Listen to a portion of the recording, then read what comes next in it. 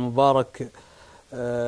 نرحب بالشاعر معنا الشاعر أحمد بن مروي الستيري. حياك الله أبو مروي. الله يبديك أبو ثامر.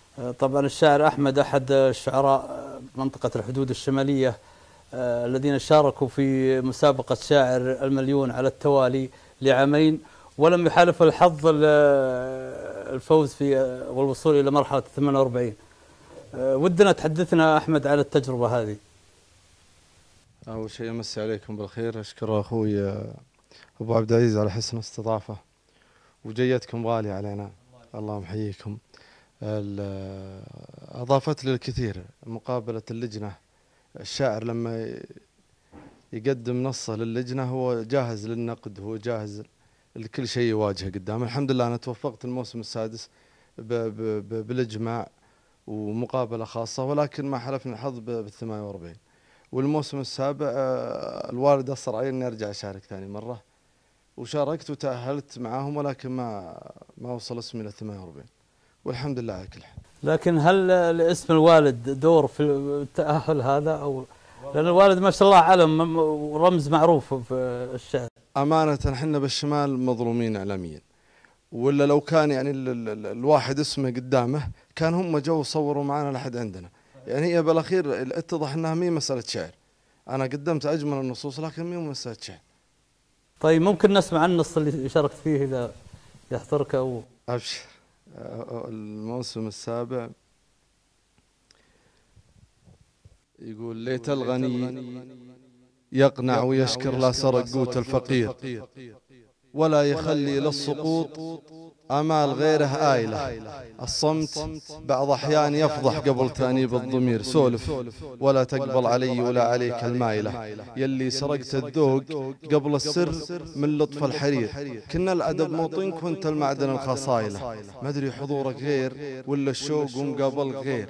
غيابك القاسي يذكرني بشمس القايلة، ما قلت لك هذا الزمن والناس والوضع الخطير، يا كثر ما يجرح قلوب أهل النفوس الطايلة. شفني على شانك صبرت وكنت في وضع الأسير، ما يوم جيت أشكيلك اللي في خفوقي شايلة. الجرح ينزف وإن سألت أقول لك حالي بخير، فضلت أشيل بداخلي حزني ولاني قايلة. والشوق ما يعرف أمير ولا كبير ولا صغير، أحيان بعيون البشر تقراه من عمايله. مرات مع نفسي أسولف واكتم السر الخطير، ومرات أعانق بالأفق جرح الزمن وخايله. ودي بشرح السالفة لكني أرجع واستخير، وكلت من غيثه جعل جرد الفيافي سايله. والشعر ما هو حكر الابداع الفرزدق مع جرير، الشعر يكفي له حضر فصيل من فصائله. يا ما تعلمت ارسم البسمة على شفاه الضرير، وانا بأوجاع الزمن تكبر ولا هي زايله. يدرك معاناتي هنا من يعتبر نفسه بصير، والناس تحفظ للوفي لو جزء من جمايله. مرتاح ما دامي وصلت اللي لهم قدر كبير، والشوق عنوان الغلاء والحب له دلائل. الله يعطيك العافية. يعطيك العافية يا أحمد. ويكفينا، ما نبغى شاعر المليون، يكفي أن هذا الشعر الشمالي وهذا النموذج المشرف من أحد شعراء منطقة الحدود الشمالية، وبعدها ما نبغى شاعر المليون. الله يعطيك العافية يا أحمد. ودنا نسمع نص ثاني، إذا أو تبغى تسمعنا المشاركة الثانية في شاعر المليون ما يمنع.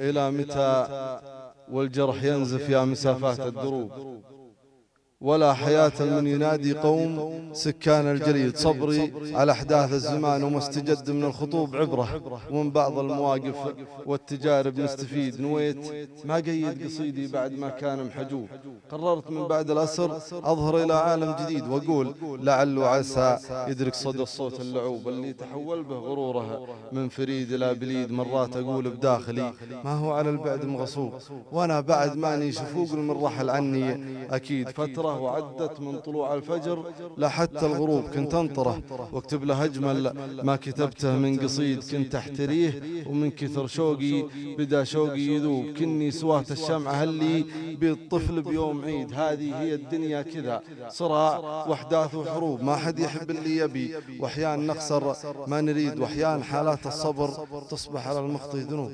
صبرك على المخطي غلط، وان طالت العلة تزيد. بعض البشر ظنه وهم انه خليل خلي من العيوب. النفس تطلب ما تبي، لو كان بيدينا العنيد أرجع شريط الذاكرة وأغيب لهب الهبوب. ينتابني حلم قديم ومن غلاه أصبح سعيد، من لا يواجه علته ما ظني ينفع الهروب. لله درك يا صبر بالموقف الصعب الشديد، دام الهوى أصبح رهينه بين غالب ومغلوب. تطيح من عين القريب وتصغر بعين البعيد، وأنا شمالي والشمالي عادة صدر رحوب. لو كانت أوجاعه جبل يضحك ويقلبها نشيد، والحب بقلوب الطيور وحظ من يقدر يتوب. فطره وقلب الآدمي مخلوق ما هو من حديد. سلامتك. يعطيك العافية أحمد، الله يعطيك العافية وصح لسانك. أين الأمسيات في عرعر عن أحمد مروي الستيري؟ والله أنا عشان أنصف، أنا الفضل الله الله موفقني خاصة بعرعر. يعني الصيف عرعر الأخير رشحوني والحمد لله إن شاء الله أني قدمت أمسية جميلة. أمسية عاصفة الحزم كنت من ضمن شعراها، الوطن حب وانتماء كنت شاعر الحفل، فالفضل الله يعني. لكن عرعر عامة مقلة بالأمور دي، لكن الحمد لله كل الاحتفالات دي أنا كنت ضمن أسماعها. ما مثلت عرعر في مهرجان الجدرية والله هي الاختيار يكون من اللجنة، أنا ماني عارف والله اللجنة، ولا أوصلهم بنفسي، لأن أتمنى أمثل الشمال، وإن شاء الله أكون خير من يمثله بإذن الله، وأنت خير من يمثلها. الله يرفع قدرك. الله يعطيك العافية.